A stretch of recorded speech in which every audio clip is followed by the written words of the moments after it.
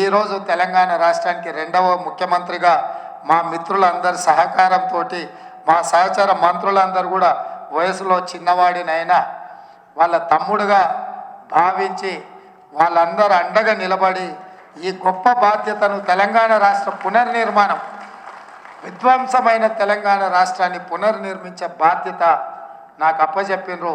తప్పకుండా చిత్తశుద్ధితో నిజాయితీతో ఈ విధ్వంసమైన తెలంగాణను నిర్మించే బాధ్యత నేను తప్పకుండా తీసుకుంటా. మీ సమస్యల్ని సావధానంగా వింటా.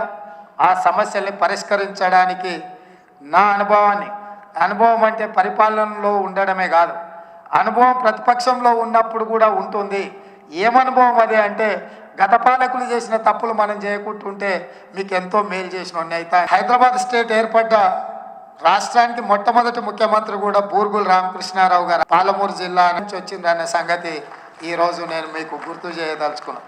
అదేవిధంగా ఉత్తమ పార్లమెంటేరియన్గా ఎన్నికైన మొత్తం దక్షిణ భారతదేశం నుంచి ఎన్నికైన వ్యక్తి కూడా పాలమూరు జిల్లా నుంచి వచ్చారు, కీర్తిశేషులు జైపాల్ రెడ్డి గారు అని చెప్పి నేను ఈ సందర్భంగా మీకు అందరికీ చెప్పదలుచుకున్నా.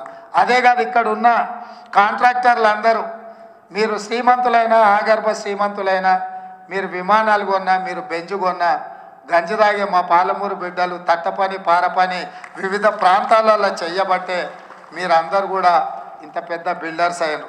కాబట్టి పాలమూరు అనేది మాకు చాలా గొప్పగా, నాకైతే పర్సనల్గా పాలమూరు అనే పదం చాలా ఇష్టం. ఆ మట్టి వాసన అనేది మనల్ని అందరినీ ఇన్స్పైర్ చేస్తుంది.